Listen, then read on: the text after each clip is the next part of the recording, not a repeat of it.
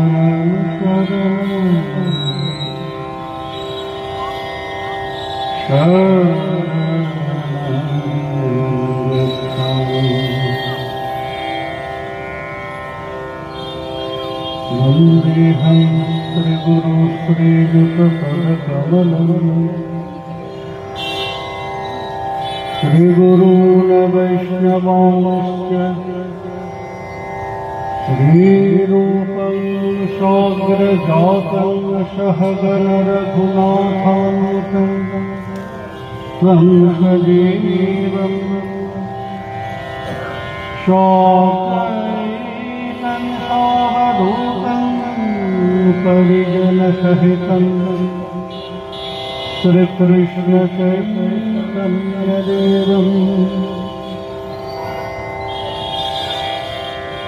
श्री राधा कृष्ण पादान सहगण ललिता श्री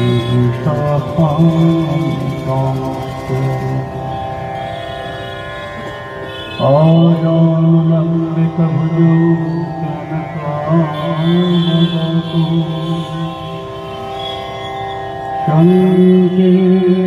संकीर्तनैकपितरो कमलायताक्षो विश्वम्भरो द्विजवरो युगधर्मपालो वन्दे जगत्प्रियकरो करुणावतारो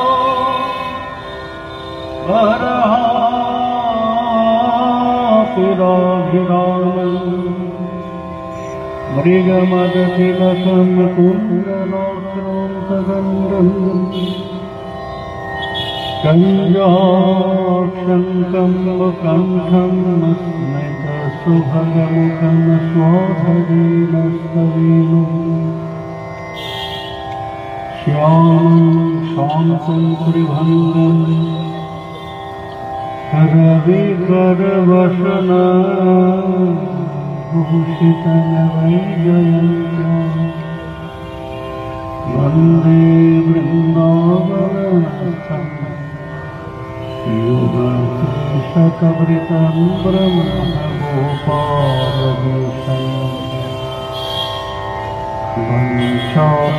वंशाकल्पतरुभ्यश्च कृपासिन्धुभ्य एव च पतितानां पावनेभ्यो वैष्णवेभ्यो नमो नमः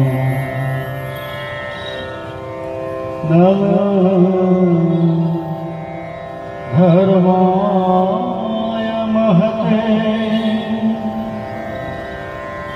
नमः कृष्णाय वेधसे ब्राह्मणेभ्यो नमस्कृत्य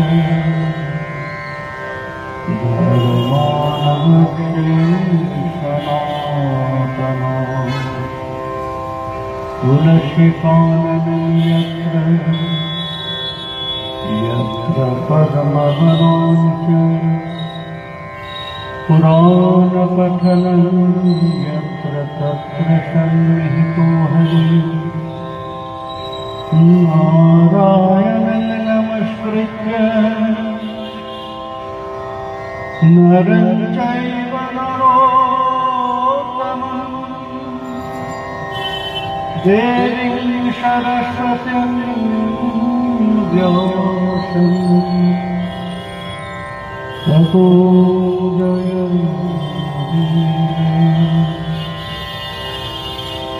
जयकां पङ्गोर्वमनन्दमतीर्यते मत्सर्वस्तपदां श्रीराधामदनमोहन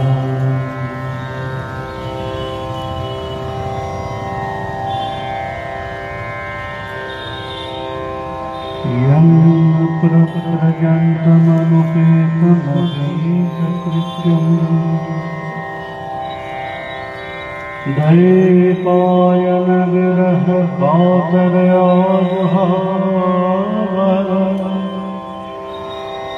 पुत्रेति तन्मयतया तरवो तं सर्वभूतहृदयं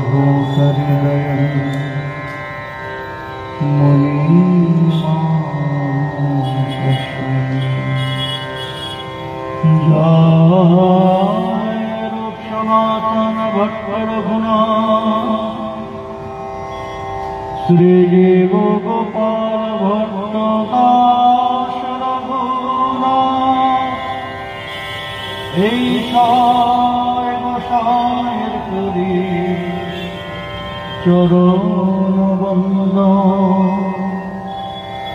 যাহা হইছে বিঘ্ন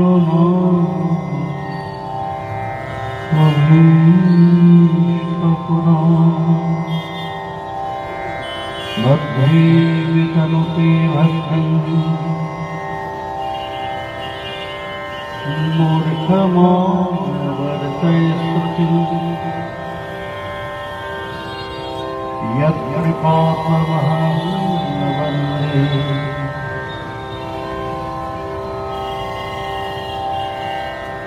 श्रीमदनगोपालकं प्रभुं श्रूयतां नित्यं गीयतां मुदा चिन्ततां भक्त्या श्रीगुरुगोविन्दसत्त्वं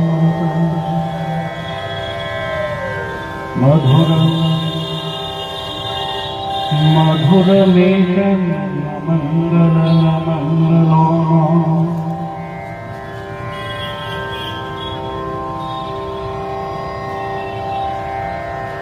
सकलनिगमबन्धुशफलक्षीक्षरूपं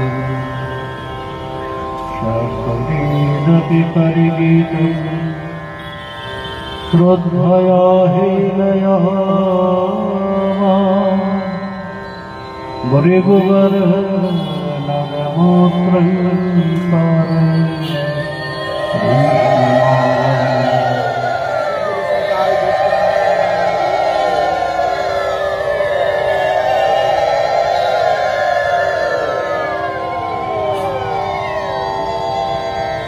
हे भृगुवर कृष्ण नाम नरमात्रं पारे हे भृगुवर कृष्ण नाम नरमात्रं पारे हे भृगुवर नरमात्र नसारे कृष्ण नाम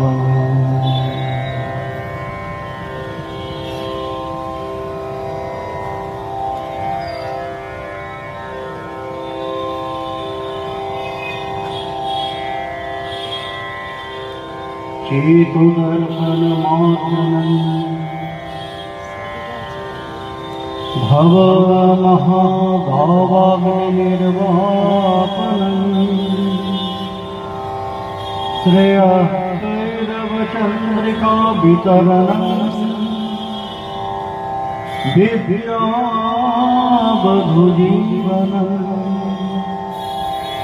आनन्दाम्बुधिवर्धनं प्रतिपदम्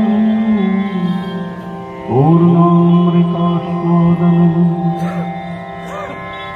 सर्वात्मस्नपनं परं विजयते श्रीकृष्णसङ्कीर्तनम्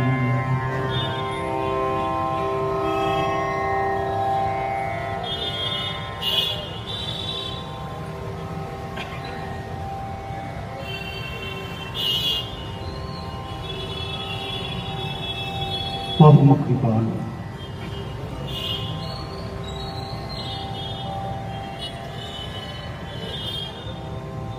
लिखिल ऋषिक भकतगण मुकुट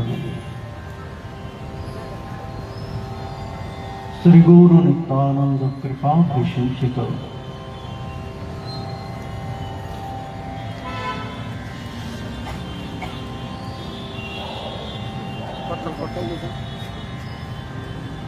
শ্রীল কৃষ্ণদাস কবিরাজ গোস্বামী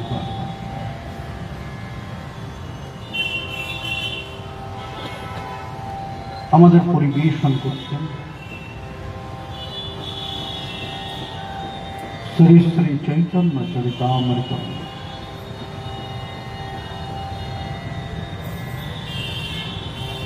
চৈতন্য চরিত কথা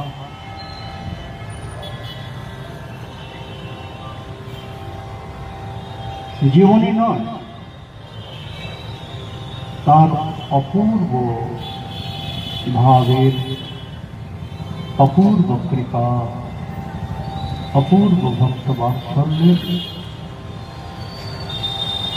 পরিবেশন করেছেন।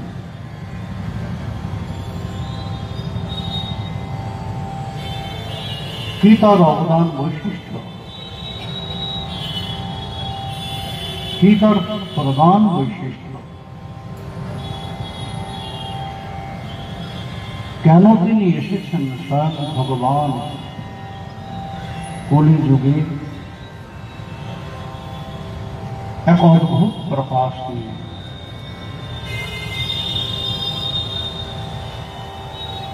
ভগবান হয়ে ভক্ত স্বরূপে আবির্ভূত।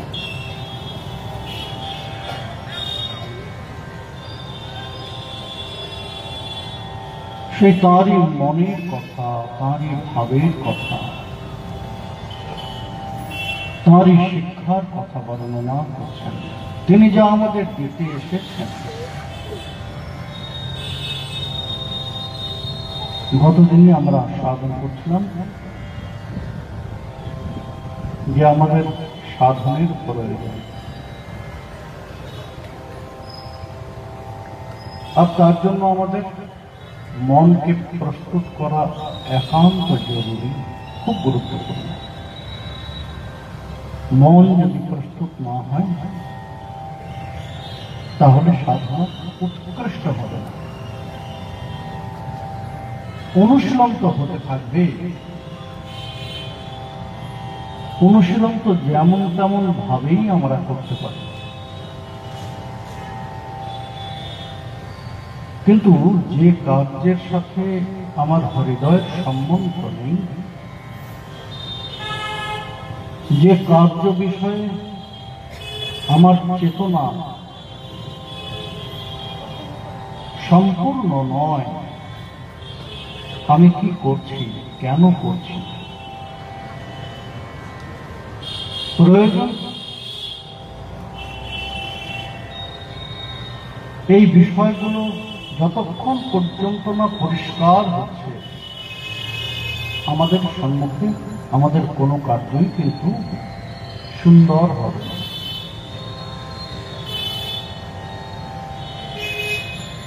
যেজন সঙ্গীত পরিবেশন করছেন,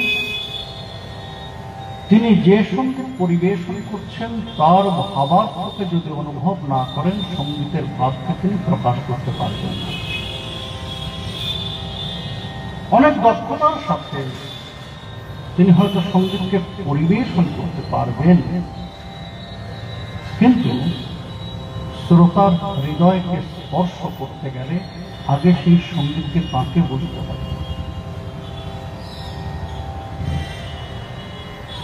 নিজের অনুভবের বন্টন করা, নিজের অনুভবের প্রকাশ করা, এটা এক বিষয়, আর শুষ্ক জ্ঞানের প্রকাশ করা আরেকটি বিষয়। যেজন আবৃত্তি করছেন, একটি কবিতার আবৃত্তি আমি করছি, সেই কবিতার মূল কর্তা, সেই কবিতার দৃষ্টিভঙ্গি যদি আমি না বুঝতে পারি, হয়তো কবির মতো বুঝতে পারলাম না, কারণ সৃষ্টি যতক্ষণ, ওই স্রষ্টা যতক্ষণ পর্যন্ত নিজ সৃষ্টিতে বিশ্লেষণ না করবেন, তাকে অনুভব করার সামর্থ্য দ্বিতীয় জনের থাকার কথা নয়।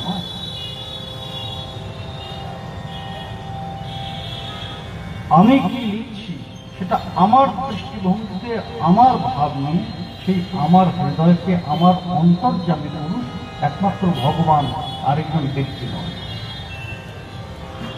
কিন্তু আমার সেই সৃষ্টি যে আরেকজন তার ভাব দিয়ে তার দৃষ্টিভঙ্গিতে অনুভব করতেই পারে না, কিন্তু তাকে অনুভব করতে হবে।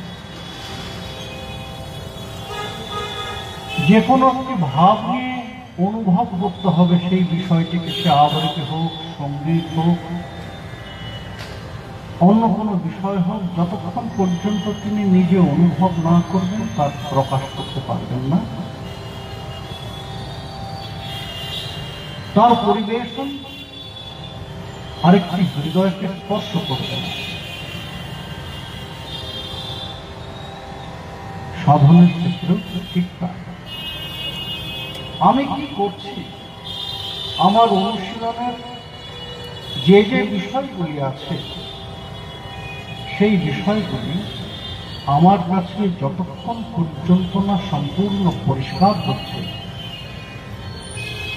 আমি আমার হৃদয় দিয়ে তাকে যদি অনুভব করতে না পারি,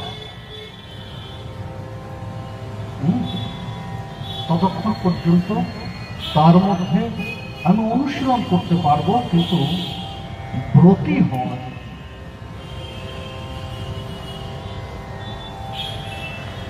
অনুশীলন করা আর অনুশীলনকে ব্রত করা অর্থাৎ ব্রতী হওয়া দুটো দুই জিনিস। অনুশীলন করা কিছু না বুঝেই করে যাওয়া, এতে বাহ্যিক পারফেকশন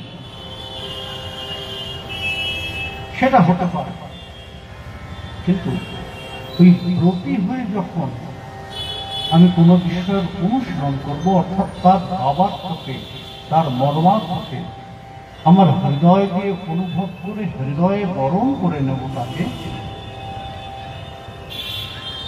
তখন তার যে পারফেকশন, তার যে পরিপক্কতা, সেই পরিপক্কতা যথার্থ হবে।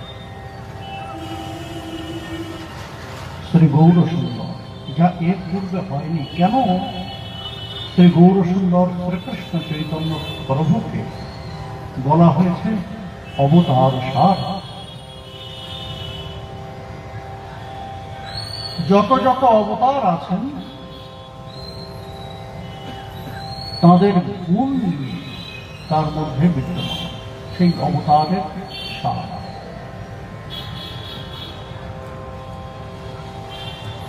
দুধকে মন্থন করে, দধিকে মন্থন করে যে ওই নবনীতের উত্তোলন হয়, সেটা হচ্ছে ওই নবনীতটা হচ্ছে ওই দধির সার।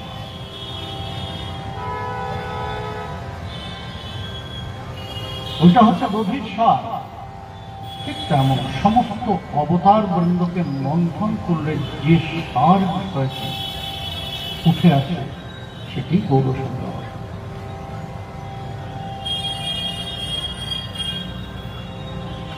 তিনি শ্রীকৃষ্ণ চৈতন্য প্রভু,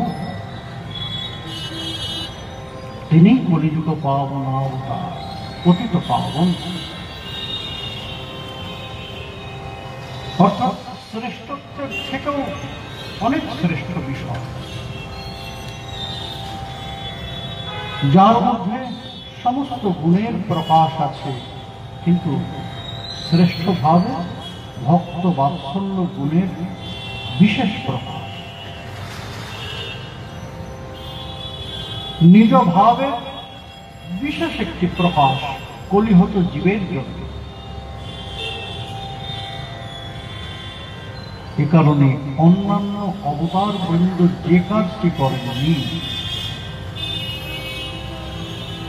শ্রী গৌরসুন্দরের কৃপা বৈশিষ্ট্যে আমরা সেই বিষয়কে দর্শন করতে পারি।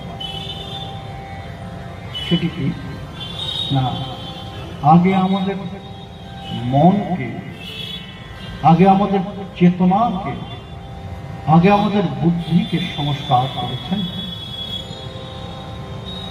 সেই শিক্ষা দিয়েছেন আমাদের এই সাধনা পথে চলতে গেলে, আমাদের জীবন পথে চলতে গেলে, বিবিধ জীবন,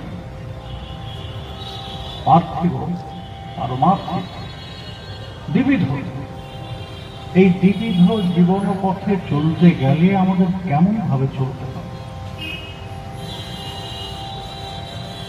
অর্থাৎ সেই পরিপক্কতা আমরা কিভাবে আনয়ন করতে পারি, শ্রেষ্ঠ প্রকাশ আমরা কিভাবে করতে পারি? আগে আমাদের সেই মন, বুদ্ধি এসবের সংস্কার সাধন করেছেন, আমাদের শিক্ষা দিয়েছেন কি করে আমাদের মনকে সেই স্থানে নিয়ে যেতে হবে। কখনো ওই তার পার্শ্বদের মাধ্যমে, যাদের নিজ হাতে প্রস্তুত করেছেন, নিজ কৃপাতে, নিজ শক্তি সঞ্চার করে, কৃপা সঞ্চার করে যাদের প্রস্তুত করেছেন কলিহত জীবের জন্য সেই সর্বস্বামীপাদ, কখনো তাদের মাধ্যমে, আবার কখনো প্রত্যক্ষ রূপে তিনি প্রত্যক্ষ উপদেশ করেছেন কলিহত জীবকে। তার মধ্যেই একটি হচ্ছে এই শিক্ষাটা।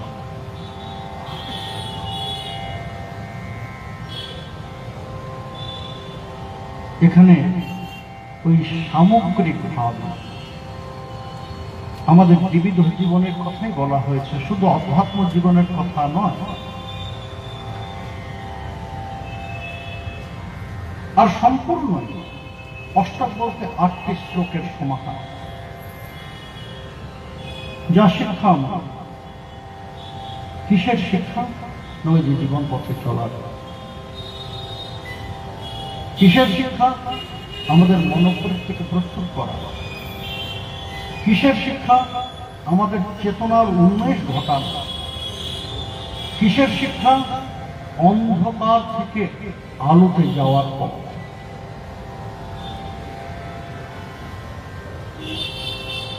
কারণ কলিহত যে আমরা অন্ধকারের মধ্যেই ডুবে আছি।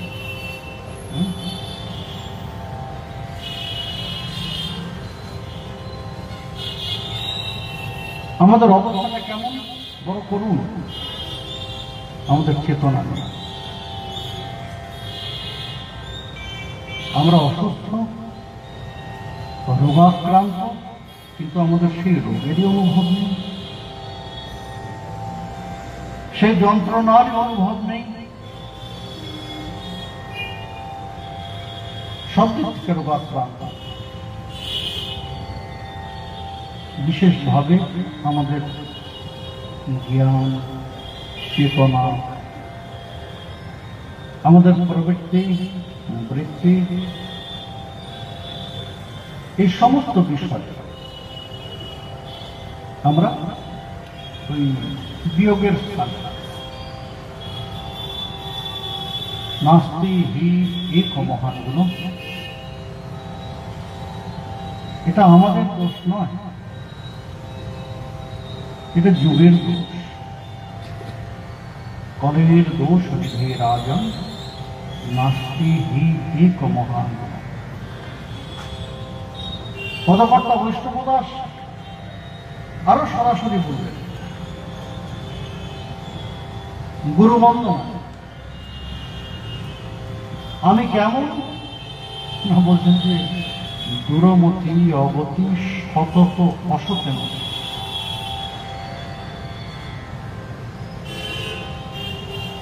দুর্গতিরও শেষ নাই, সুকৃতিরও লেশ নাই।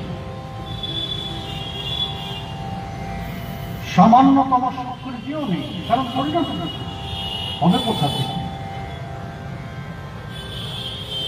সুকর্ম তো আমার দ্বারা হয়ই না, সুকৃতি হবে কোথেকে?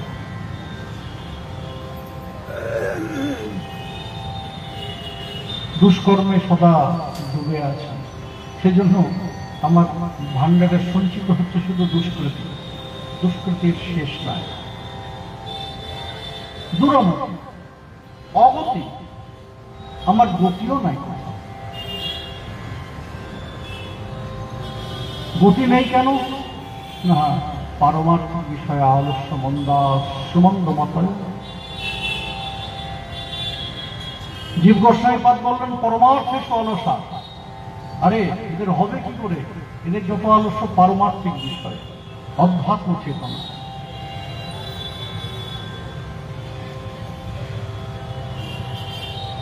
সে কারণে গতিও নাই, দিশাহারা ঘুরে বেড়াই, ছুটে বেড়াই এদিক ওদিক থেকে, অনুসন্ধান করি সুখে, অনুসন্ধান করি আনন্দে,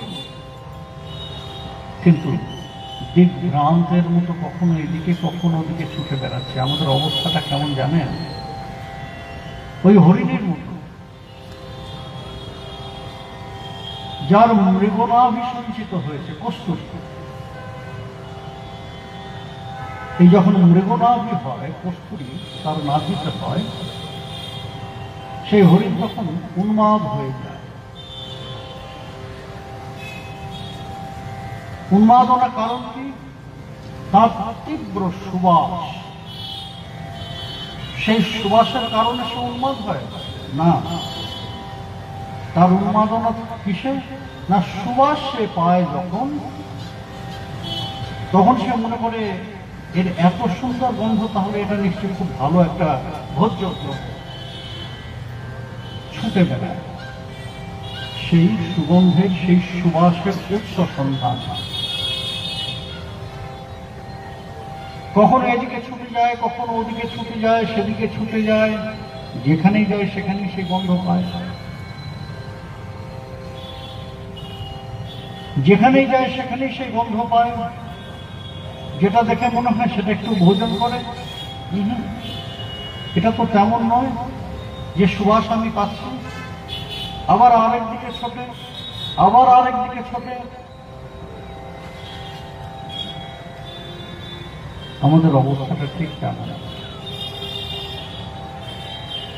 সেই আনন্দের উৎস, সেই সুখের উৎস আমাদের মধ্যেই আছে, আমাদের ভিতরে, আমাদের অন্তরে। সেই অনুপরিমাণ আনন্দের আস্বাদন করে বিভুর প্রতি আসক্তি হয়েছে।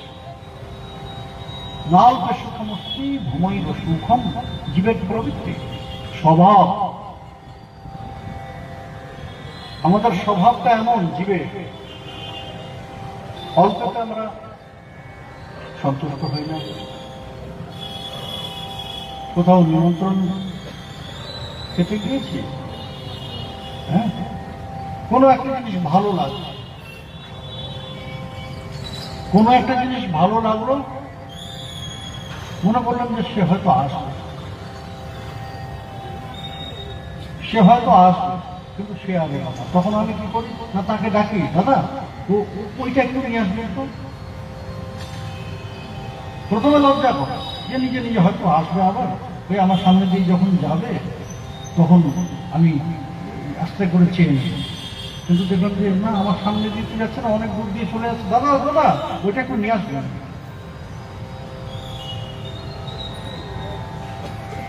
অল্প আস্বাদন করে অনেক পাওয়ার একটা ইচ্ছা জাগ্রত হয়। তা আমাদের মধ্যে থেকে সেই অনুপরিমাণ আনন্দের উপাদানের মধ্যে থেকে আমরা পেয়ে আমাদের অবস্থা হয়ে গেছে সে মৃগনাভের মতো খুঁজে বেড়াচ্ছে। কিন্তু খুঁজছি কোথায়?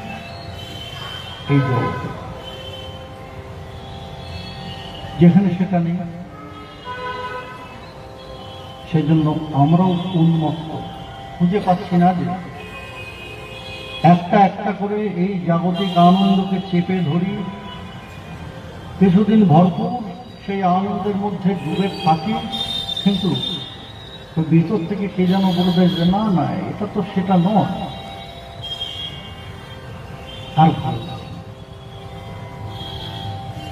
তখন আর ভালো লাগে না। আরো এই বিষয়টা খুব দ্রুত সে বুঝতে পারে যে এটা সেটা নয়, আর কারো জীবন চলে যায় সেটা বুঝতে যে এটা সেটা নয়।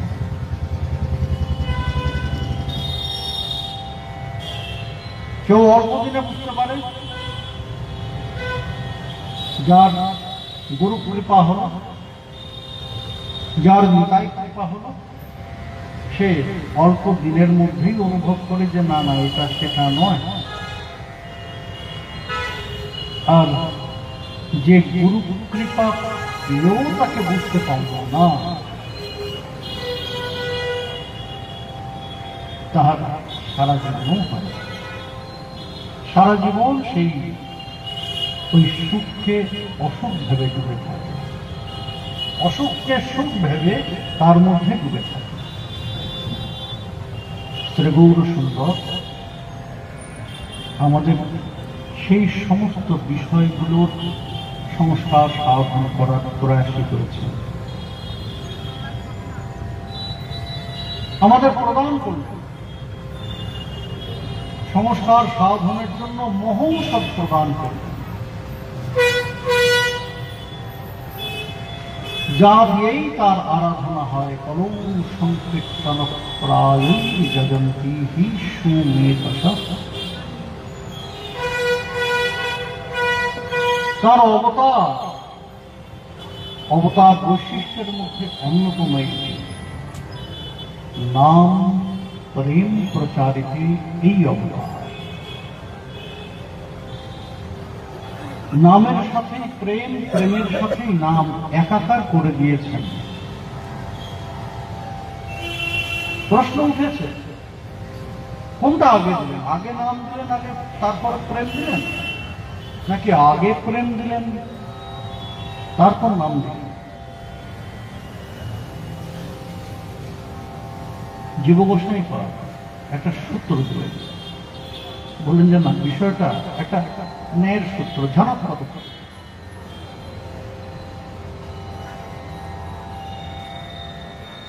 হাত থেকে হঠাৎ করে একটা থালা পড়ে গেল, শব্দ হলো, কিন্তু যখন আমরা বলি তখন কি বলি?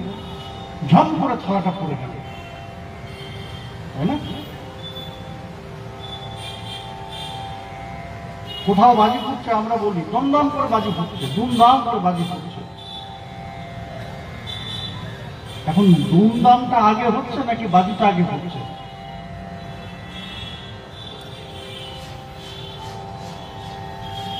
বলার সময় তো আমরা এই কথা বলি, ঝম করে থালাটা পড়ে গেল, দুমদাম করে বাজি ফুটছে। তা কোনটা আগে হচ্ছে? আগে দুমদামটা হচ্ছে তারপরে বাজি ফুটছে, নাকি আগে বাজি ফুটছে তারপর দুমদাম হচ্ছে? বিষয়টা এতটাই যুগপৎ যে বিষয়টাকে আলাদা করা যায়। বাজিটা ফুটলো আর দুমদাম শব্দ হলো দুটো একসঙ্গে। তা মহাপ্রভুর এই যে নাম প্রেমের প্রদান উনি হত জীবকে,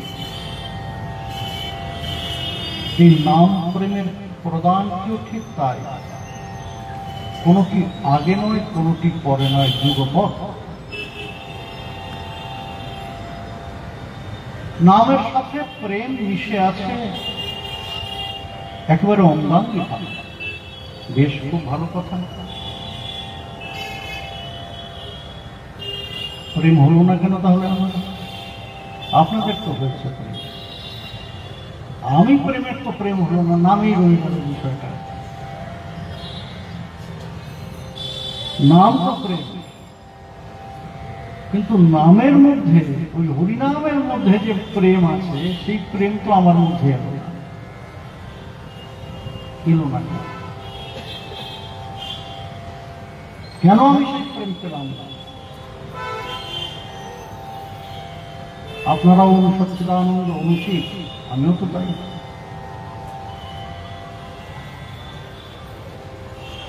বিভুর অংশ আপনারাও, আমিও তো তাই। তাহলে আপনাদের প্রেম হলো, আমার হলো না। আমি কি দোষ করেছিলাম? বলুন যে দোষ তো আছেই। প্রথম কি? তাকে গ্রহণ করা। গ্রহণ করা। শ্রী গুরুদেব আমাদের কর্মে মন্ত্র দিলেন, হ্যাঁ, গুরুদেব প্রদান করলেন। এবার গ্রহণ করার বিষয়টা আমার, মন্ত্র আমার কানে জোটে দিলেন, তার মানেই আমি মন্ত্রটাকে গ্রহণ করে নিলাম তা নয়। আমার হৃদয় দিয়ে সেই বিষয়টিকে অনুভব করতে হবে, আমি কি পেলাম।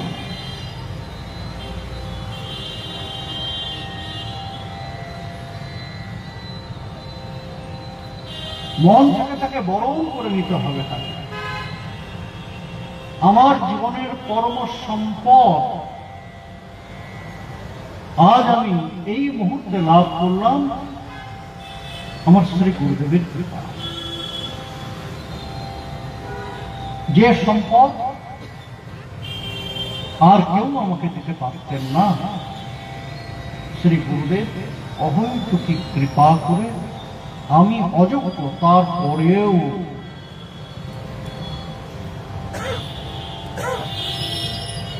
আমি অযোগ্য সেটা জানার পরেও তিনি আমাকে কৃপা করে, অহৈতুকী কৃপা করে।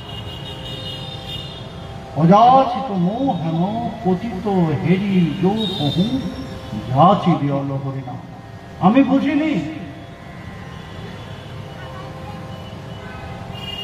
কারণ আমার সেই বোঝার সামর্থ্যই নেই। আমার বুদ্ধি বৃত্তি পরিষ্কার নয়, সতত অসত্যমুখী।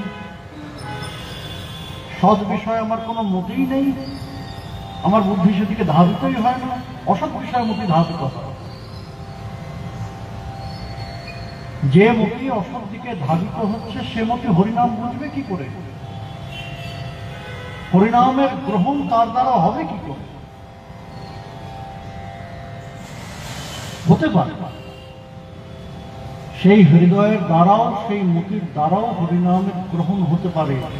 কিছু আমি কিছু বুঝি না, ঠিক আছে, কিন্তু গুরুদেব তো বোঝেন। গুরুতে অটুট বিশ্বাস, শ্রী গুরুতে অটুট বিশ্বাস।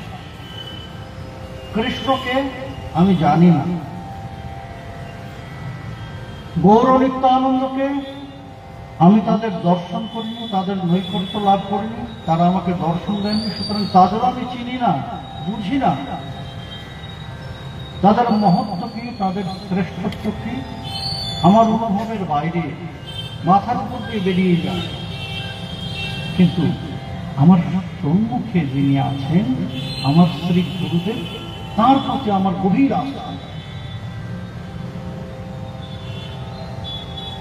আমাকে যেটি উপদেশ করবেন আমার জীবনের পরম হিতকারী সেটি।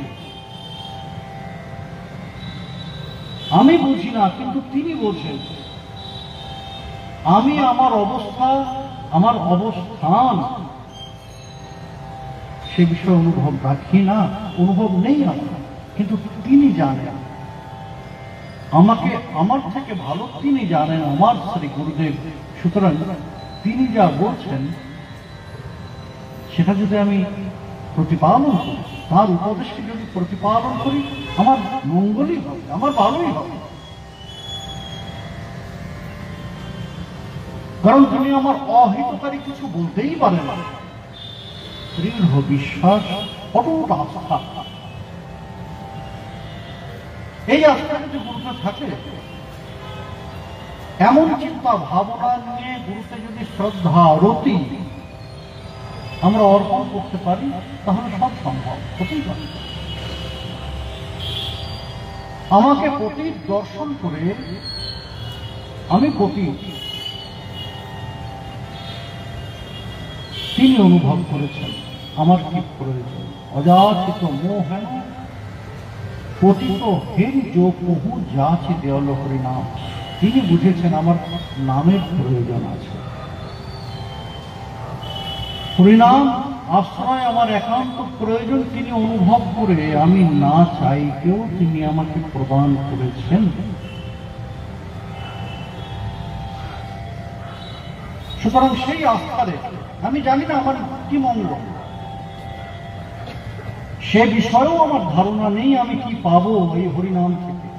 কিন্তু বুঝলেন গুরুদেবের উপদেশ, গুরুদেব যেহেতু আমাকে হরিনাম প্রদান করেছেন, তাহলে এটি শ্রেষ্ঠ আমার। সেই শ্রদ্ধা হরিনামে রেখে যদি আমি হরিনামকে আশ্রয় করি, তাহলে সেই হরিনামের কৃপাও অচিরেই লাভ হবে।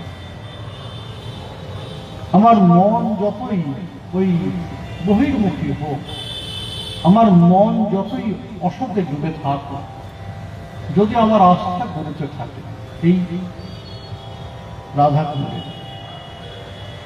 এই বছর ধরে কাজে করতে সান্ধ্য লেকচার হওয়ার পরে এই কিছুক্ষণ একটু বিশ্রাম নিই, তারপরে পরিক্রমে বেরোই। তো কিছু ভক্ত আছে, আমার কিছু সন্তান আছে, সকলেই বিদেশি।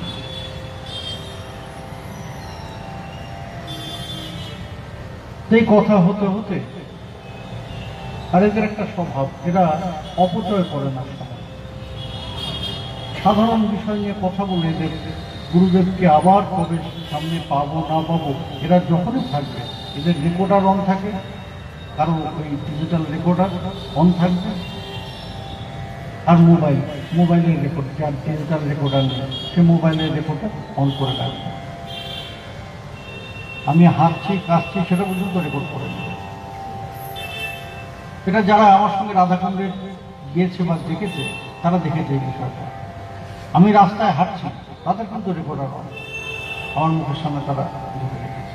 তাই এরকম কথা বলছে, এক একজন এক এক রকম প্রশ্ন করছে। তো হঠাৎ করে আমি তাদের প্রশ্ন করলাম, হরিনাম কেন করো?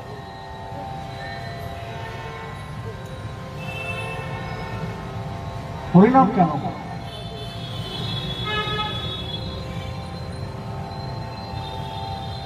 তাই এক একজন, তারা সকলেই পড়াশোনা করে, বিদেশিদের একটা স্বভাব গ্রন্থ অধ্যয়ন করে। নামের মহিমা সম্বন্ধে এক একজন এক একটা মহিমার কথা বলতে আরম্ভ করলেন, এই করলেন, সে করলেন। তার মধ্যে একজন বললেন যে গুরুদেব, আমি কিন্তু নাম করে শুধু আপনি বলেছেন বলে।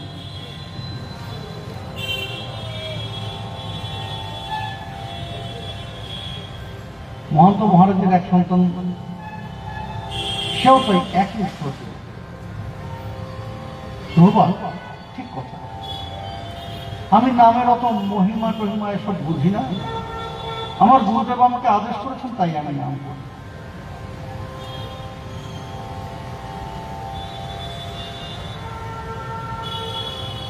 কেমন ভাবে ওই যে গুরুদেবের কথায় আস্থা রেখেছি, গুরুদেব যেহেতু উপদেশ করেছেন এটা অবশ্যই শ্রেষ্ঠ, সেই জন্য আমি নামকে আশ্রয় করেছি, সেই জন্য আমি নাম করি। কারণ গুরুদেব আমার থেকে ভালো আমাকে চেনেন,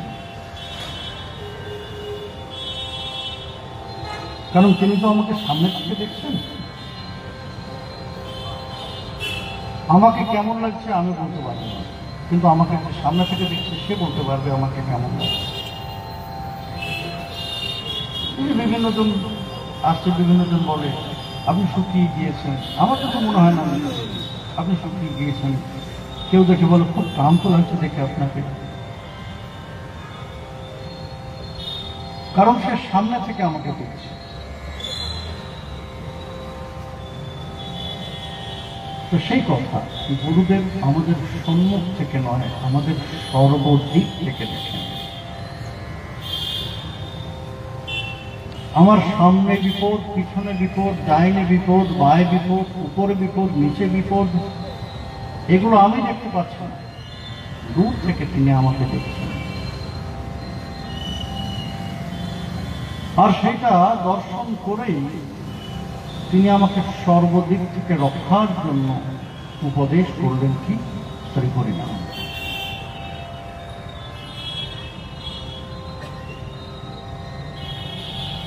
কোন হরিনাম? শ্রী গৌর সুন্দর কলিহত জীবের জন্য যাকে প্রকাশ করলেন। নিজের সৃষ্টি করলেন না, এই নামের স্রষ্টা তিনি।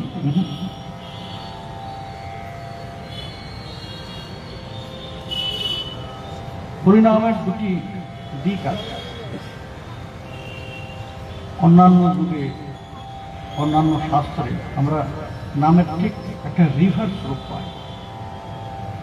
হরে রাম রাম রাম হরে হরে, হরে কৃষ্ণ কৃষ্ণ কৃষ্ণ হরে হরে। আপনি এই মহারাষ্ট্রের দিকে যাবেন, ওই সাইডে যাবেন, সাউথ ইন্ডিয়া ওই সাইডে যাবেন, ওখানে হরিনামের কীর্তন শুনবেন, এইভাবে যাবে। তারা আগে হরে নাম গাইবে, পরে হরে কৃষ্ণ গাই, কিন্তু শ্রী গৌর সুন্দর পরিহত জীবের জন্য শ্রেষ্ঠ উপায় কোনটি? তিনি যেটি প্রদান করলেন তিনি নিজে নিজে পরিবর্তন করে দেন না। রাধা হৃদয় ব্রহ্মাণ্ড পুরাণে নামের প্রকাশ এইভাবে করেছেন। শ্রী গৌর সুন্দর আমাদের হরিনামের প্রদান সেইখান থেকে করবেন, নামের এই স্বরূপ আমাদের প্রকট করবে।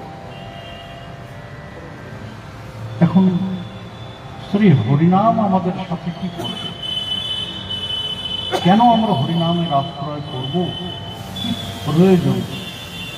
ওই যে বললাম, না বুঝে করলে, এক যদি ওই গুরুনিষ্ঠায় করি সেটা আলাদা বিষয়, কিন্তু সেটা আমাদের ওই 100-র মধ্যে 95 জন সেটা নিয়ে করি।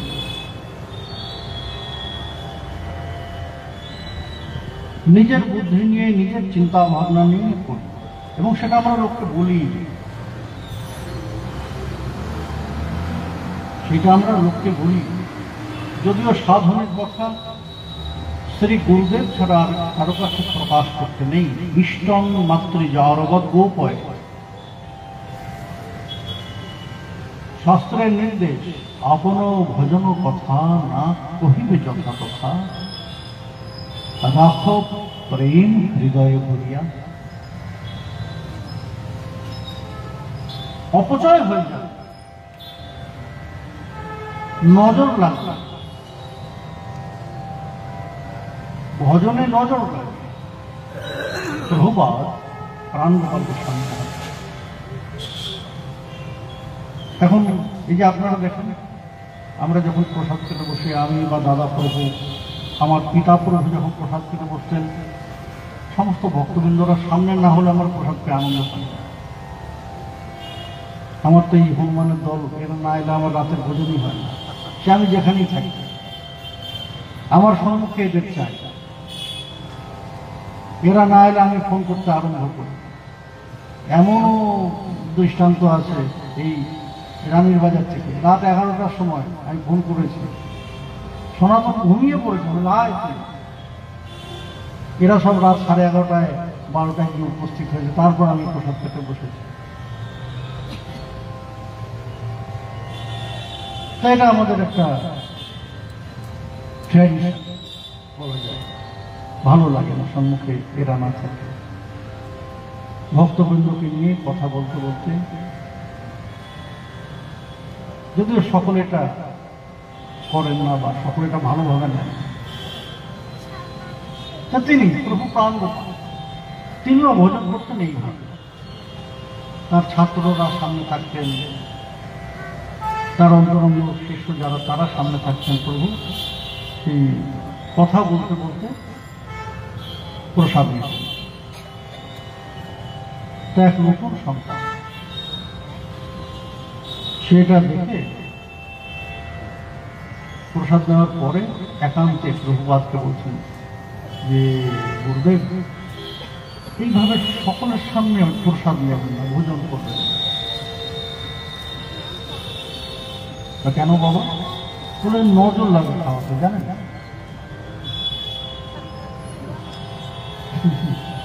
প্রভু বললেন যে, বাবা এটা তো আমি সাধারণ কোনো ভোজ্য নিচ্ছি না, এটা প্রসাদ নিচ্ছি। প্রসাদের মধ্যে নজর দেবে এমন সাধ্য কার আছে? প্রথম কথা। আর দ্বিতীয় কথা, একটা জিনিস মনে রাখবেন, ভোজনে নজর লাগে না, নজর লাগে ভোজনে। ওটা গোপনে করো। নজর ভোজনে নয়, নজর ভোজনে লাগে, ওইটাকে গোপনে করো। ওইটা দেখানোর বিষয়ও নয়, আর গল্প করার বিষয়ও নয়, যদিও এটা আমাদের এখন একটা ফ্যাশন।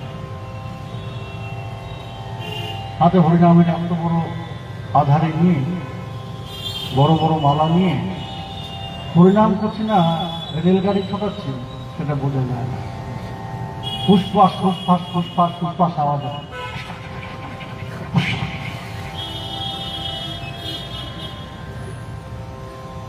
এগুলো নাম অপরাধ হয়। উপাংশ জপের বিধান আছে ঠিকই, কিন্তু সেটা নিজের জন্য আমি করব। যখন আমি লোককে দেখানোর জন্য এটা করব, এটা নামা পড়া।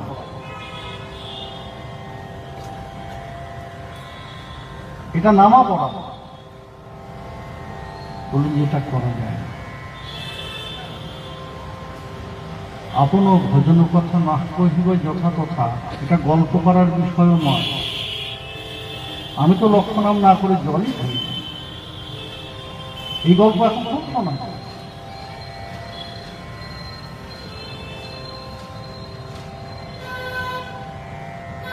একজন আমার সামনে এই গল্প করার পর আমি একটু মালাটা দেখি, আপনার যে মালায় লক্ষ লক্ষ নামের জপ হচ্ছে, সেই মালার দর্শন করতে একটু মাথায় ছোঁয়া, সেই মালার নতুনত্বের ভাগই যায়। আমি অন্য কিছু বললাম না তাকে, তাকে কি বললাম সে নিজেও বুঝি না। এবং শুনুন, এই মালাতে একটু ঘি লাগাবেন ভালো করে। কেন? মালা ভালো থাকবে, ঘি মালিশ করবেন আর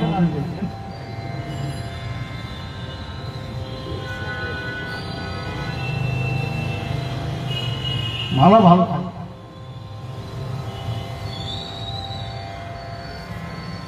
এটা হচ্ছে আমাদের স্বভাব। বললেন যে না, এটা করা যায় না। ভজন গল্পের বিষয় নয়, দেখানোর বিষয় নয়। ইষ্টং মাতৃ যার হয়ে তো সেই নামের যে প্রদান করবেন, সেই নামের কি ক্রিয়া, কেন করব, কি প্রয়োজন, সেই কথাই শ্রী গৌর সুন্দর আমাদের শিক্ষা দিলেন। শোনো, নাম দিলাম, কেন দিলাম জানো? চেতদর্পণমার্জনম ভব মহাদাবাগ্নি নির্বাপনম শ্রেয়কৈরব চন্দ্রিকা বিতরণম বিদ্যাবধূ জীবনম आनन्दाम्बुधिवर्धनं प्रतिपदं पूर्णामृतास्वादनं सर्वात्मस्नपनं परं विजयते श्रीकृष्णसङ्कीर्तनम्।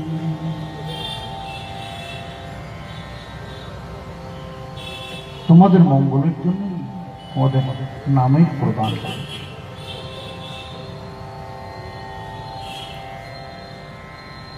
এই নামের মহিমা কি জানো? এই নাম আমাদের কিভাবে কিভাবে সংস্কার করে? তুমি কি জানো? তুমি তোমার পরিচয়টাই ঠিক মতো জানো না।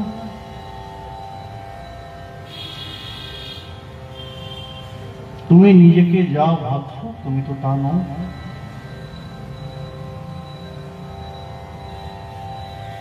তাই নাকি? আমি তো দেখতে পাচ্ছি। তুমি দেখবে কি করে? তোমার সম্মুখে যে দর্পণ আছে, সেই দর্পণটাই তো ময়লা হয়ে আছে।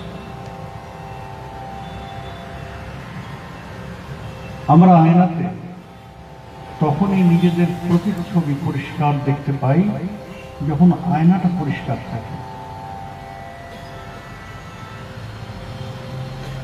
সেই আয়নাটা যদি, সেই দর্পণ যদি দীর্ঘদিন আমি ব্যবহার করি, দেখবেন কাঁচের গায়ে ছোপ ছোপ ছোপ ছোপ পড়ে যায়।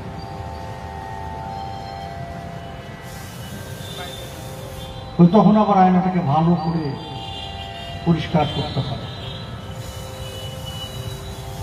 পরিষ্কার যদি না করি তাহলে নিজের প্রতিচ্ছবি পরিষ্কার দেখতে পাবো না।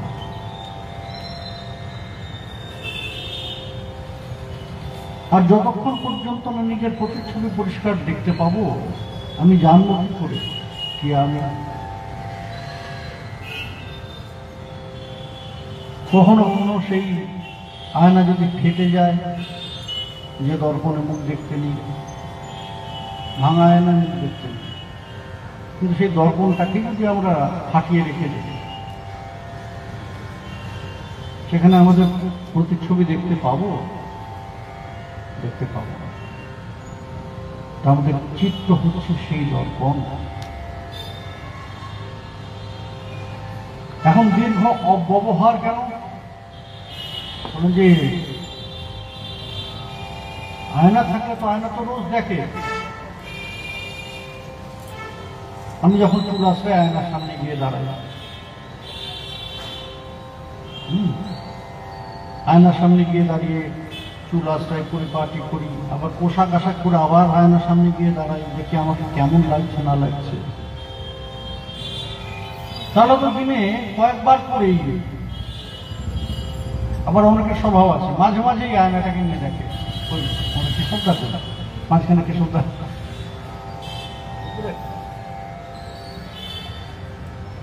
নিয়ে যখন তাহলে থাকলে বলতাম, আয়নাটাকে নিয়ে মাঝে মাঝে দেখে, আরে আমি তো বুড়ো হয়ে গেলাম, আরে চামড়াগুলো কুচকে গেল, টেনে টেনে কুচকানো চামড়া সোজা করার চেষ্টা করি।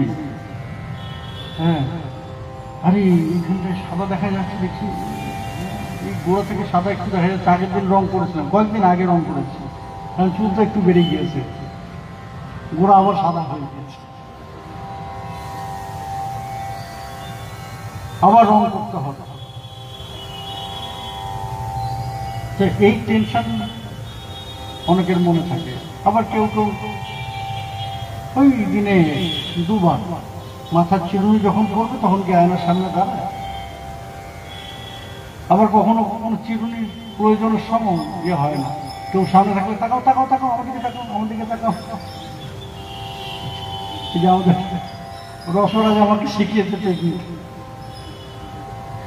কারণ চোখের মধ্যে তাকিয়ে চলে আসছে আমার। এই যে একটু আগে পাঠের কীর্তন করছিল,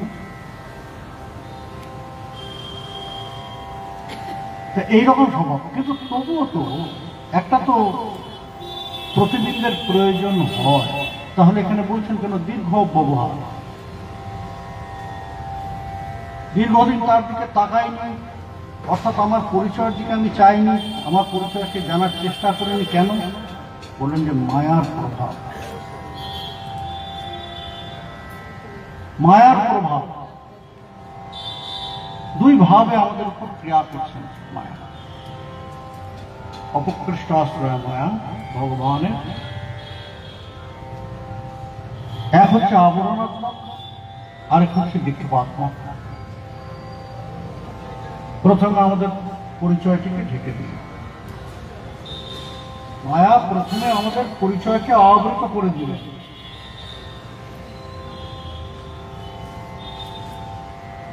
এখন আবৃত থাকলে ওই যে এখানটা এই যে ফলের থলাটা ঢাকা আছে, আমি জানি, বারবার আমার দৃষ্টি যাবে, আমি জানি যে ওই ঢাকা নিচে ফল মিষ্টি এসব আছে, নৈবেদ্য আছে। এখন এইটা যদি আমি কিছুদিন দেখলাম না, এটা ঢাকাই রইল, কিছুদিন দেখলাম না, তারপরে হঠাৎ করে ওটার দিকে তাকালে তখন কিন্তু আর মনে করতে পারবো না যে ঢাকা নিচে কি আছে। তখন আমাকে তুলে দেখতে হবে, এখানে ঢাকা, এটা কি, আমাকে খুলে দেখতে হবে ওর মধ্যে কি আছে। তা মায়া প্রথমে আমাদের পরিচয়কে, আত্মপরিচয়, অনুচিত নিত্য কৃষ্ণ দাসত্বের যে পরিচয় আবৃত করে দেয়।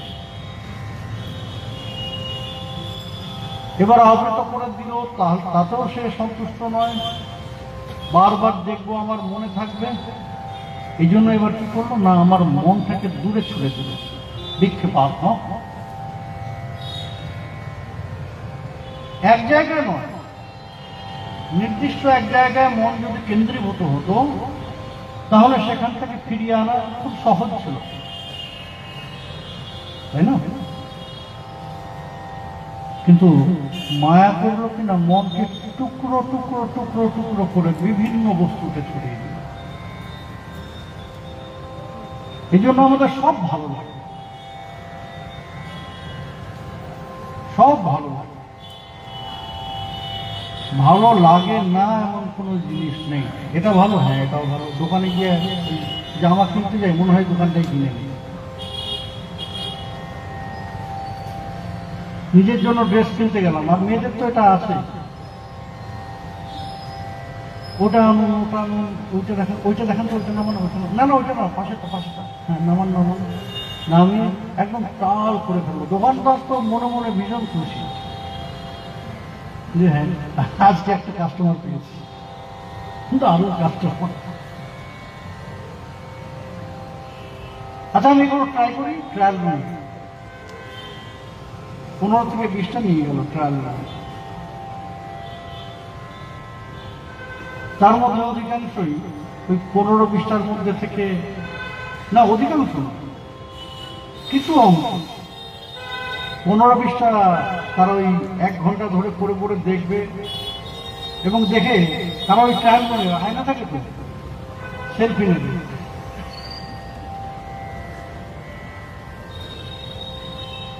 ড্রেসগুলো পরবে, সেলফি নেবে, কারণ কেনার জন্য তো যায়নি, গেছে সেলফি নিতে।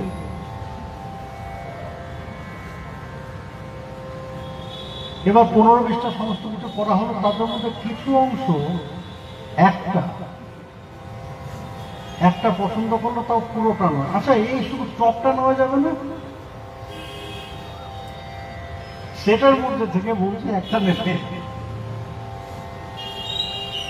আর অধিকাংশ না পছন্দ করবে, দৌড় আপনার স্টক ভালো না, 1000টা জিনিস দেখার পরে বলছে স্টক ভালো না। সেটা একটা স্বভাব, যাচাই বাছাই সব ভালো লাগে, মনে হয় পুরো দোকানটাই কিনে। তারপরে ওই যে স্থির না বুদ্ধি, ভালো লাগে সবই, কিন্তু বুদ্ধি স্থির না, এই জন্য একটাকেও পছন্দ করতে পারি না। খুব সুন্দর একটা কথা বলেছে, এটা ছেলেদের জন্য, জানি রাগ করবে। একটা ছেলে তার বিয়ের জন্য মেয়ে দেখেছে, 100টার উপরে মেয়ে দেখেছে, 100টা দেখেছে, 100টা মেয়ে দেখে একজনকে বিয়ে করেছে। বিয়ে করার পরে বাকি 99 জন্য হাবুতাস করে, ওইটা ভালো ছিল, ওইটা ভালো ছিল, ওইটা ভালো ছিল। যাকে ঘরে আনলো তাকে ভালো লাগে না,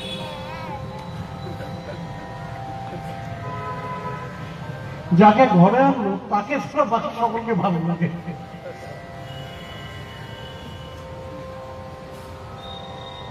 এটা পুরুষদের স্বভাব, আর মহিলাদের স্বভাব 1000টা দেখবে নিয়ে হয়তো একটাও নেবে না, অত একটা নেবে। আমাদের সব ভালো লাগে, কেন? মন টুকরো টুকরো, নির্দিষ্ট একটি বিষয় কেন্দ্রীভূত নয়। নির্দিষ্ট একটি বিষয় কেন্দ্রীভূত হলে, কারণ পুরো মনটা ওখানে, ওখান থেকে আরেকটা জিনিস আমি ভালো লাগাতে পারি, সেটাকে সম্পূর্ণভাবে ভালোবাসতে পারি।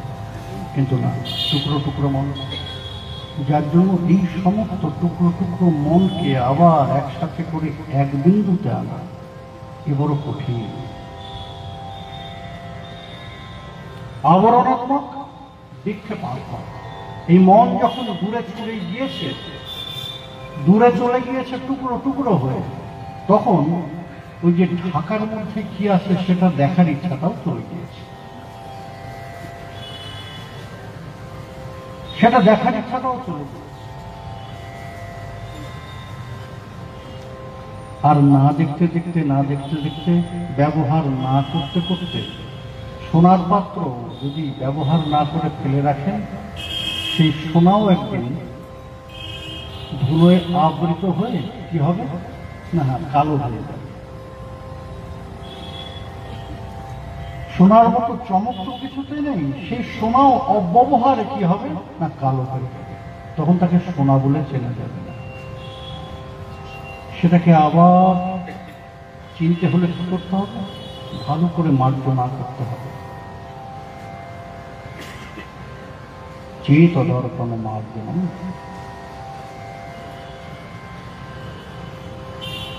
আমাদের সেই চিত্ত দর্পণকে মার্জনার প্রথম কাজটি করে হচ্ছে শ্রী হরিনাম। ঘষা মাজা,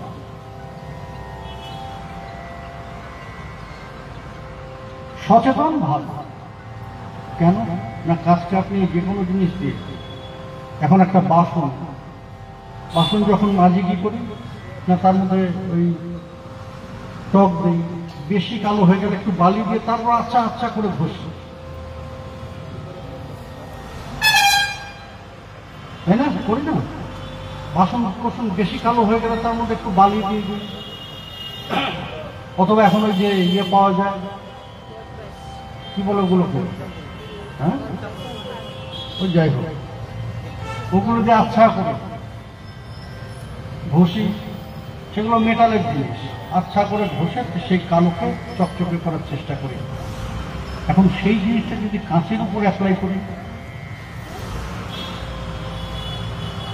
আমার কাঁচটা আয়নাটা নোংরা হয়ে গিয়েছে, ছোপ ছোপ হয়ে গিয়েছে, এখন এটাকে ভালো করে পরিষ্কার করে যে বালিতে, আমি বেশি বুদ্ধিমান, চলো না বালিতে হবে না, ওই ওই ওই স্ক্র্যাবার গুলো নিয়ে আসো, ওই যে মেটাল যেগুলো, হ্যাঁ ওই সামান্য স্পঞ্জ দিয়ে ঘষলে হবে না, মেটাল দিয়ে ভালো করে ঘষো, মেটালের ওইগুলোকে দিয়ে বাসন মাজা।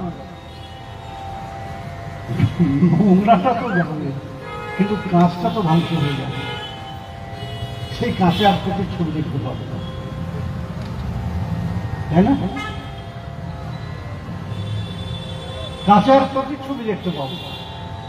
পরিষ্কার যে নিজের প্রতিবিম্ব, সেই প্রতিবিম্ব তখন আর ওই দর্পণে দেখা যাবে না, কেননা দাগে দাগে দাগে দাগে সেটা শেষ হয়ে যাবে।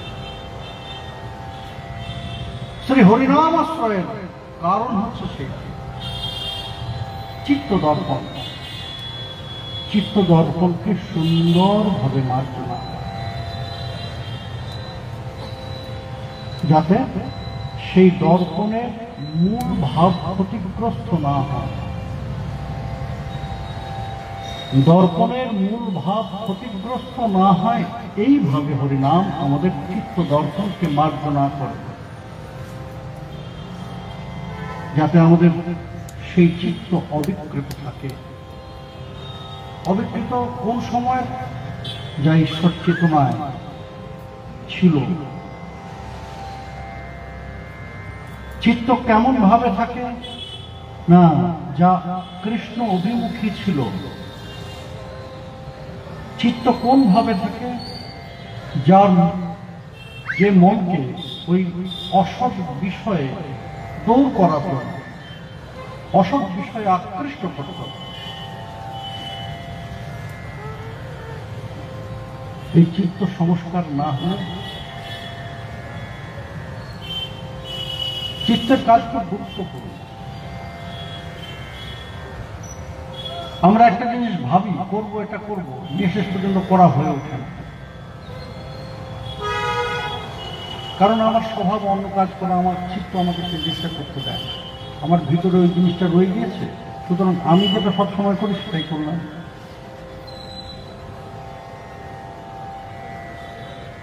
এক জায়গায় জানলাম যে আমি যেটা করছি সেটা ভুল, চিন্তা করলাম যে না, কাল থেকে তাহলে ঠিক করে করবো, এটা আমার ভুল হচ্ছে, যখন কাল থেকে ঠিক করে করবো। কিন্তু করার সময় ওই হড়বড়িয়ে যখন করলাম, আমি আগে যে ভুল করছিলাম সেটাই করলাম, কেননা ওই ছাপটা আমার মধ্যে রয়ে গিয়েছে।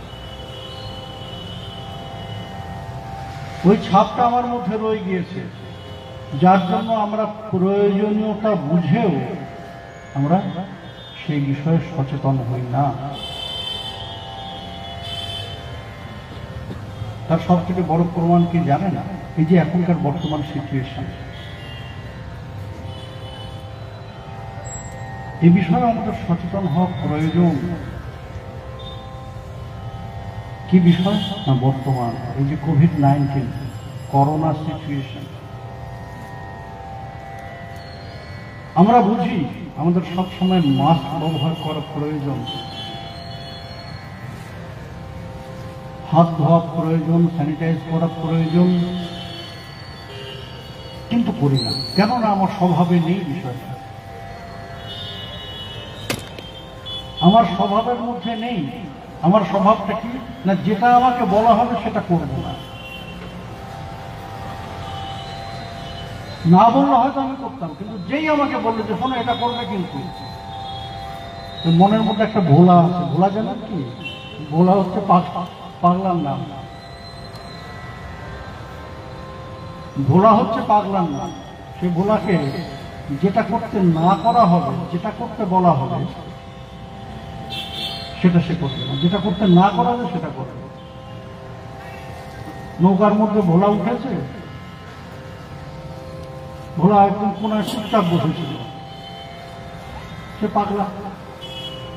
মাঝ নদীতে গিয়ে একজনের খেয়াল হয়েছে, আরে নৌকার মধ্যে তো ভোলা আছে, কে তো পাগলা, কে যদি এখন নৌকো ধোলায় তাহলে তো নৌকো ডুববে। সে ডেকে বলে, এই ভোলা, প্রচন্ড শান্ত হয়ে বসেছে, এ ভোলা নৌকা তোলাস না কিন্তু।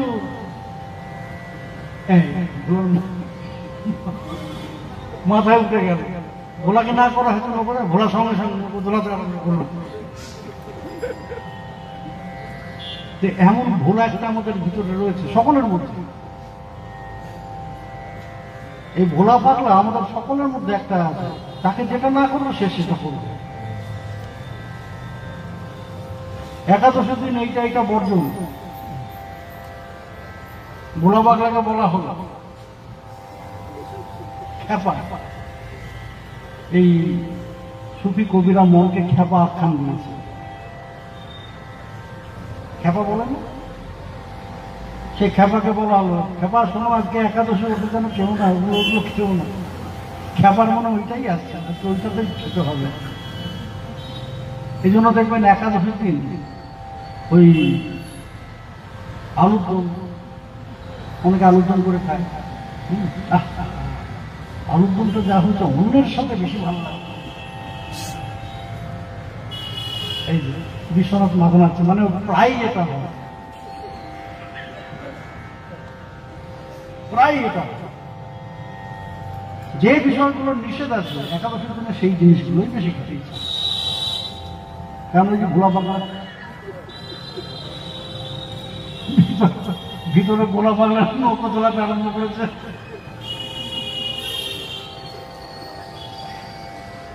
কিন্তু আমাদের প্রয়োজনীয়তা বুঝতে হবে, আপনাদের সচেতন করি। এই জন্য আবার কিন্তু ছড়াচ্ছে, করোনার প্রকোপ আবার বিস্তার হচ্ছে, যে কোনো মুহূর্তে আবার লকডাউন ঘোষণা হতে পারে। লকডাউন হলো কি না হলো সেটা বড় ব্যাপার নয়। আপনি তো রোগাক্রান্ত হবেন। এই আজকে কথা বলছিলাম এই পাঠে আসার আগে, আমার বিদেশি সন্তান, তারা করোনা আক্রান্ত, যদিও এখন তারা অনেক সুস্থ। তারা ক্রোয়েশিয়া জাগরেবে, সেখান থেকে তারা আমাকে কল করেছে, ভিডিও কলে তাদের সঙ্গে কথা বলছিলাম। তারা করোনা আক্রান্ত। আমি বললাম যে তোমাদের হলো কি করে? না বাবা, একটু একটু খামখেয়ালি করেছি আর ধরে নিয়েছি। এমনি সাবধানেই থাকি। একদিন একটু অসচেতন হয়েছিলাম, আর সেই দিনই ধরে গিয়েছি। একদিন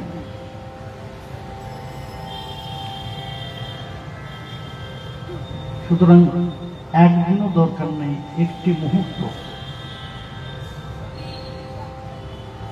মুহূর্ত ধূপগুড়িতে আমার কিছু ভক্ত আছে, খুব অনুরাগিত। সে শুধু একবার ট্রেনে করে নবদ্বীপে এসছে, নবদ্বীপ থেকে এই দোলের সময় ওই একদিনের জন্য নবদ্বীপে এসেছে, সে ফার্স্ট ক্লাসে এসে আবার গিয়েছে, খুব একটা যে লোকের সঙ্গে ভিড় ভাট্টা গিয়েছে তা না, কিন্তু ওই যে দর্শনের সময় একটু ভিড়ের মধ্যে হাঁটাহাঁটি তার পজিটিভ হয়ে গিয়েছে। সেও আজকে ফোন করেছিল, আজকে তার কোয়ারেন্টাইনের 14 days বোধহয় শেষ হলো, কালকে আবার টেস্ট করাতে হবে। সুতরাং এক মুহূর্তে যথেষ্ট। এই জন্য আপনাদের সকলকে সচেতন করছে। আপনারা এখানে এই পাঠে যখন আসবেন তখনও আপনারা মাস্ক পরে আসবেন, স্যানিটাইজার রাখুন সঙ্গে, পরিষ্কার পরিচ্ছন্নতা এটা আপনারও মঙ্গল। দুই জীবনের জন্যই মঙ্গল জানবেন পরিষ্কার পরিচ্ছন্নতা। আপনার এই পার্থিব জীবন, এই সাংসারিক জীবন এবং পারমার্থিক জীবনের জন্য তো পরিষ্কার পরিচ্ছন্নতা আরো জরুরি।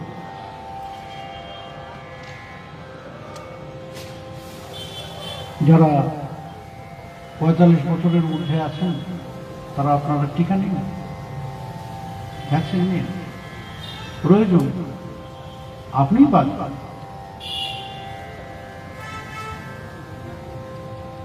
আর যে টিকার প্রদান আমাদের ইন্ডিয়া থেকে হচ্ছে, ইন্ডিয়াতে যে টিকা দেওয়া হচ্ছে এই বিশ্বশ্রেষ্ঠ, সমগ্র বিশ্ব এই বিষয়টাকে স্বীকার করে নিয়েছে। সুতরাং ভয়ের কিছু নেই, হয়তো তো একদিন একটু জ্বর হবে, এছাড়া আর কিছু নেই। কিন্তু টিকাটা নেই, মাস্ক ইউজ করুন, স্যানিটাইজার ইউজ করুন, ভিড়কে এড়িয়ে চলুন। বেরোতে তো হবে, কাজেও যেতে হবে। এই যে আজ থেকে অনির্দিষ্টকালের জন্য আবার স্কুল বন্ধ সরকার ঘোষণা দিয়ে দিয়েছে এবং প্রয়োজন আছে। প্রতিদিন যে হারে স্প্রেড করছে, সুতরাং যদি সচেতন হই, সচেতন ভাবে চলি, স্পর্শ করবে না। আর একটু অসচেতন হলেই আমাদের প্রাণ সংশয় পর্যন্ত হতে পারে। তাহলে কেন আমরা নিজেদের প্রাণকে সংশয়ে নিয়ে যাব? সচেতন হন, মাস্ক ব্যবহার করুন, টিকা নিন। ডাক্তার বিচার করবেন আপনার টিকা হবে কি হবে না, সেটা ডাক্তাররা বিচার করবে। স্যানিটাইজিং করুন, সব সময় হাত পরিষ্কার রাখুন, আর সোশ্যাল ডিস্টেন্সিং। একান্ত প্রয়োজন না হলে সোশ্যাল ডিস্টেন্সিং মেনটেন করে চলুন। সচেতন, সচেতনতা আমাদের দুই জীবনের জন্যই একান্ত প্রয়োজন, এই জীবন ওই জীবন।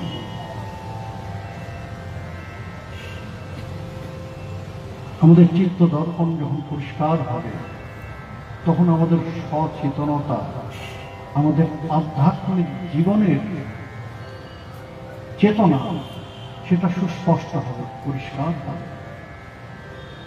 চেতদর্পণ মার্জনম,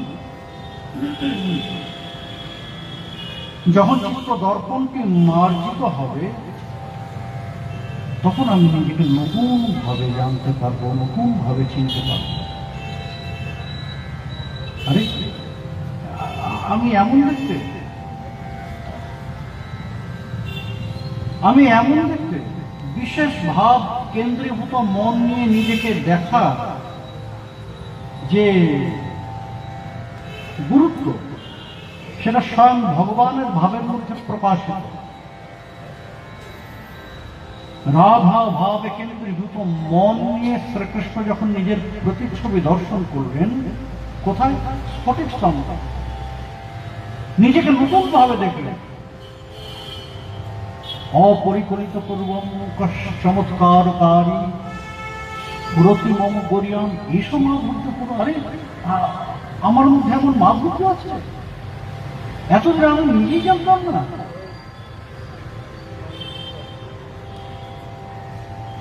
এতদিন জানতেন না কেন? যে কেন্দ্রীভূত মন ছিল না। এখন হৃদয়ে শ্রীমতীর ভাবে মনকে কেন্দ্রীভূত করেছেন, রাধা ভাবে বিভাবিত হয়ে সেই প্রতিচ্ছবি দর্শন করেছেন।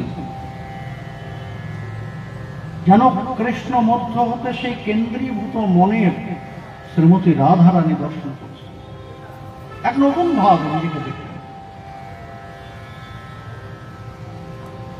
কেন্দ্রীভূত মন নিয়ে যখন আমরা আমাদের পরিচয়ের দিকে দৃষ্টি দেব, তখন আমাদের এই অনুভবটাই হবে। আর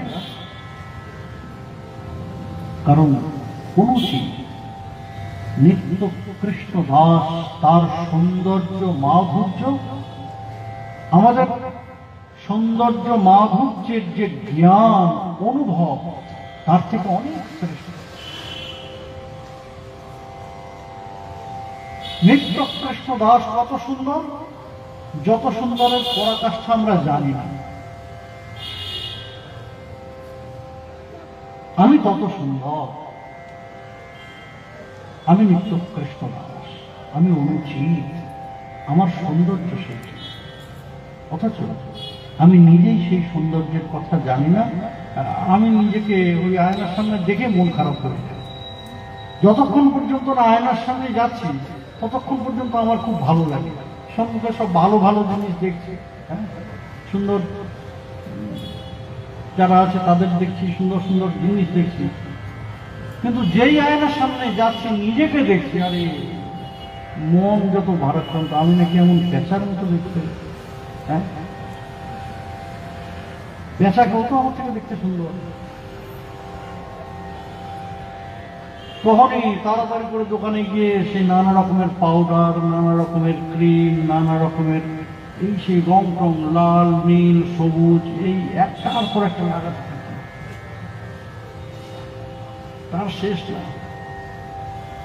কালো হওয়ার থেকে, কালো থেকে সাদা হওয়ার জন্য কতজনের কত রকম চেষ্টা, তাই না? পাউডার এমনি মাখলে সে পাউডার পড়ে যাবে, এই জন্য আগে একটু ক্রিম মেখে নিচ্ছে, নিয়ে পাউডারটাকে করে লাগিয়ে যাতে ক্রিমের মধ্যে পাউডারটা আটকে থাকে, সাদা হয়ে যাবে। মানে সাদা রঙই করে নাও, তাহলে সব পাউডার টাউডার দিয়ে হবে। কিন্তু যদি আমি আমার সেই স্বরূপকে দর্শন করি, যেটি আমার প্রকৃত স্বরূপ, নিত্য কৃষ্ণ দাসত্বের যে স্বরূপ, সেই স্বরূপের অনুভব যদি করি, তাহলে আমার মনটা দুঃখ ভারাক্রান্ত হবে না। তখন পরানন্দের যে সন্ধান, সেই সন্ধান তখন পাবো যখন আমার সেই পরিচয়ের জ্ঞান আমার মধ্যে প্রকাশিত হবে। নাম কৃপায় যখন চিত্ত দর্পণ মার্জিত হবে, আর সেই মার্জিত দর্পণে যখন আমি নিজেকে নতুন করে দর্শন করব, তখন আমি সেই পরানন্দের সাথে নিজেকে খুঁজে পাবো, সেই পরানন্দের সাথে নিজেকে সংযুক্ত করব। এই হচ্ছে নামের প্রথম কৃপা। এরপর কি? ভব মহাদাবগ্নি নির্বাপন, আমাদের হৃদয়ের শোক তাপ, জীবনের যত জ্বালা, ভব মহাদাবাগ্নি, এই যে যেমন তেমন দাবাগ্নি, দাবানল, এমনি আগুন জ্বললে তাকে জল ছিটিয়ে নেবানো যায়, জল ছিটিয়ে নেবানো যায়। কিন্তু যখন বনে দাবানল লাগে, তাকে জল ছিটিয়ে নেবানো যায় না। সে পুরো বনকে পুড়িয়ে ছাড়খাড় করে তারপর সে আগুন স্তব্ধ হয়, তারপর সেই আগুন থামে, নেবে, তারপরেও ধিকি ধিকি জ্বলে। অর্থাৎ নতুন জ্বালানোর বস্তু পাওয়ার অপেক্ষায় থাকে। দেখবেন কোন জায়গায় অনেক বড় আগুন জ্বলেছে, সেই আগুনটা জ্বালানোর যে বস্তু সে পুড়ে ছাই, তারপরেও 2-3 দিন আগুনটা থেকে যায় সেখানে, ঢিকে ঢিকে জ্বলে, কিছু ফেললেই আগুন জ্বলে।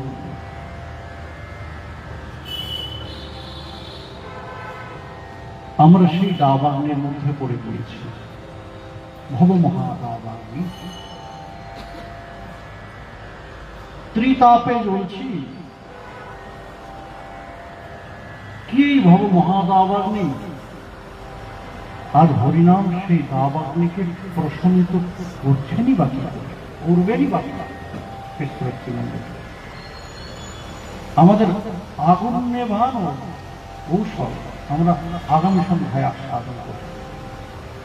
কালকে চেষ্টা করব আর কতদূর অগ্রসর হওয়া যায়, যতদূর পারবো কালকে চেষ্টা করব। আগামী সন্ধ্যায় আমরা সেই কথাগুলো সাধন করব। এখন শ্রবণ এখন সকলে মিলে কীর্তন করি। আবার আপনাদের মনে করিয়ে দিন, আপনারা অবহেলা করবেন না। খেলা ভালো, খেলা করা ভালো, কিন্তু জীবন নিয়ে খেলা করা ভালো না।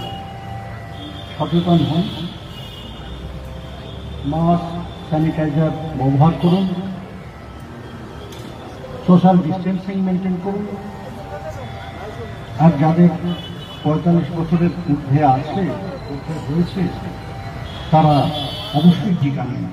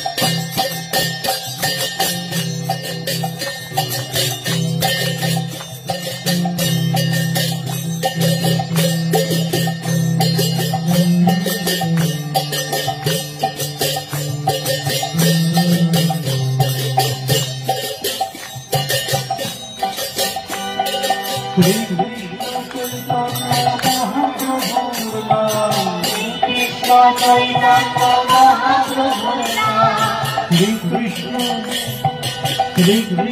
চৈতন্য, শ্রী কৃষ্ণ চৈতন্য, শ্রী কৃষ্ণ চৈতন্য মহাপ্রভুর নাম, কৃষ্ণ চৈতন্য মহাপ্রভুর নাম, প্রভু বল প্রিয় চৈতন্য, নিত্যানন্দ প্রভু বল প্রিয় চৈতন্য, শ্রী কৃষ্ণ চৈতন্য মহাপ্রভুর নাম, কৃষ্ণ চৈতন্য মহাপ্রভুর নাম, নিত্যানন্দ প্রভু বল প্রিয় চৈতন্য, নিত্যানন্দ প্রভু বল প্রিয় চৈতন্য,